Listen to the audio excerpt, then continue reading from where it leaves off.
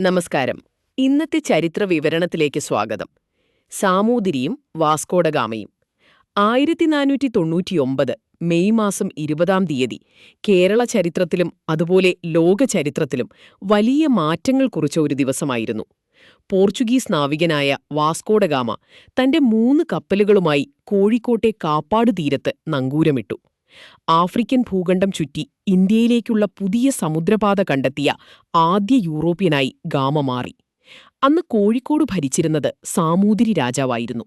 ലോകപ്രശസ്തമായ ഈ നഗരം അക്കാലത്ത് സുഗന്ധവ്യഞ്ജന വ്യാപാരത്തിന്റെ ഏറ്റവും വലിയ കേന്ദ്രമായിരുന്നു.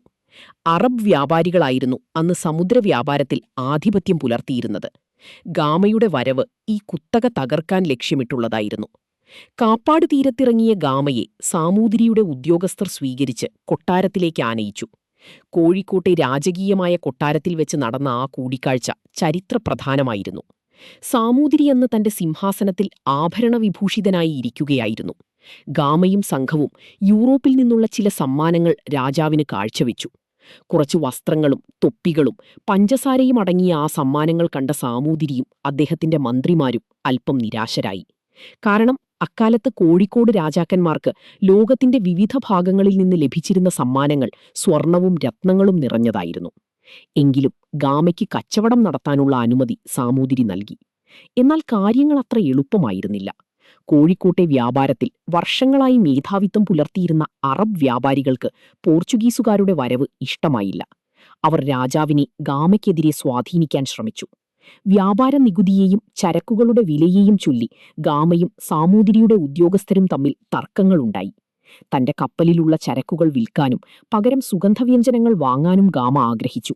എന്നാൽ നികുതി അടയ്ക്കാതെ മടങ്ങാൻ അനുവദിക്കില്ലെന്ന നിലപാട് സാമൂതിരിയുടെ ഉദ്യോഗസ്ഥരെടുത്തു. ഇത് വലിയ പിരിമുറുക്കത്തിന് കാരണമായി.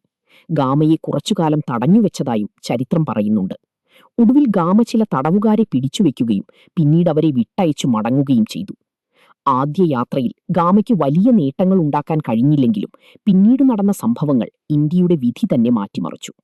1499 ഗാമ പോർച്ചുഗലിൽ തിരിച്ചെത്തിയപ്പോൾ കൊണ്ടുവന്ന സുഗന്ധവ്യഞ്ജനങ്ങൾക്ക് അദ്ദേഹത്തിന്റെ യാത്രാച്ചെലവിന്റെ 60 ഇരട്ടി മൂല്യമുണ്ടായിരുന്നു.